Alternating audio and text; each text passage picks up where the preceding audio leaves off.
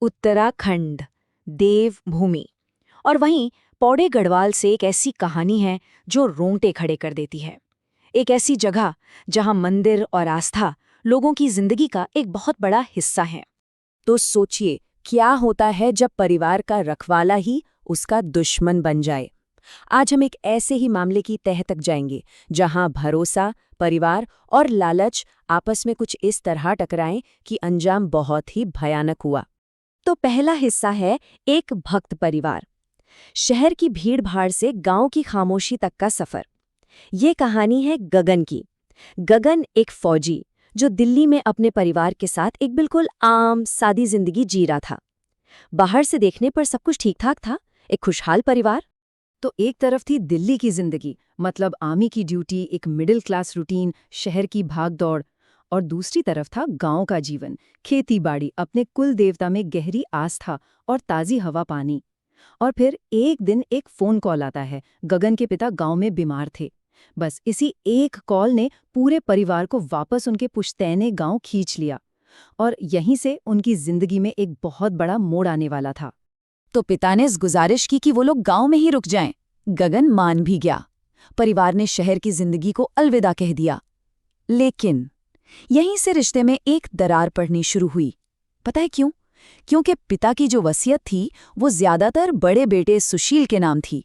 और बस इसी बात ने गगन के दिल में लालच और कड़वाहट का एक ऐसा बीज बो दिया जो आगे चलकर एक जहरीला पेड़ बनने वाला था। और फिर कहानी लेती है एक दुखद मोड़। बारिश में एक हादसा। परिवार धीरे धीरे गांव की जिंदगी में ढल रहा था। गगन की पत्नी मधु दोबारा मां बनने वाली थी। सब कुछ सामान्य लग रहा था। उनका रोज का एक नियम था, मंदिर जाना। पर उन्हें क्या पता था कि यही नियम एक दिन एक बड़ी तबाही की वजह बन जाएगा। तो वो एक दुर्भाग्यपूर्ण सुबह थी। पहाड़ों में जोरों की बारिश हो रही थी। गगन की पत्नी और मां दोनों मंदिर के लिए निकलीं, लेकिन वो कभी वापस नहीं आईं। बाद में उनकी लाशें एक खाई के नीचे मिलीं। ऑफिशियली केस बंद कर दिया गया। कहा गया कि ये एक हादसा था, फिसलन भरे रास्ते पर पैर फिसल गया होगा, जो कि पहाड़ी इलाकों में कोई नई बात नहीं है। लेकिन कहानी इतनी सीधी नहीं थी। गांव वालों ने एक अजीब चीज नोटिस की थी। मधु की छाती पर दाईं तरफ एक घाव था, पर सबने उसे ये कहकर टाल दिया कि शायद किसी सियार या जंगली जानवर का काम होगा। बात आई गई हो गई, पर एक सवाल, एक शक हवा में तैरता रह गया। अब आता है तीसरा हिस्सा, बेटी का श्राप। एक अंधेरे का साया। इस हादसे के बाद गगन ने फौज की नौकरी छोड़ दी। सबने सोचा कि वो दुख में है, लेकिन उसका दुख बहुत जल्द गुस्से में बदलने लगा। और असली खौफनाक मोड़ तब आया जब उसकी बड़ी बेटी के बर्ताव में एक भयानक बदलाव दिखने लगा।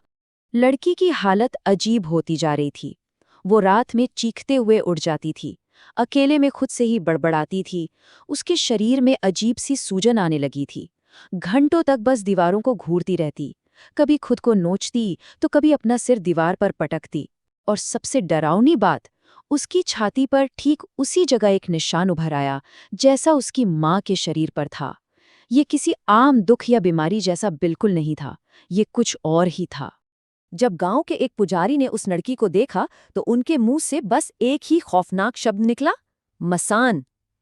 गढ़वाली लोक कथाओं में मसान एक बहुत ही खतरनाक और ताकतवर आत्मा होती है जो किसी इंसान के शरीर पर कब्जा कर लेती है, और इसका मकसद होता है बदला। और ये आत्मा अपने शिकार का शरीर इतनी आसानी से नहीं छोड़ती। चौथा हिस्सा, एक आत्मा का कबूलनामा। और यही भयावह सच सामने आने वाला था।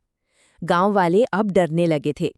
उन्होंने गगन से कहा कि वो अपनी बेटी को लेकर गांव से चला जाए, लेकिन पुजारी को यकीन था कि कोई बहुत गहरा, बहुत काला राज है जो अभी तक छिपा हुआ है।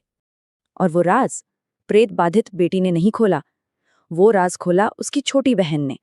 वो अपने पिता से बहुत डरती थी, लेकिन उसने हिम्मत करके चुपके से पुजारी को सब सच बता दिया कि उसकी माँ और दादी की मौत कोई हादसा नहीं थी। तो फिर गगन के असली इरादे क्या थे?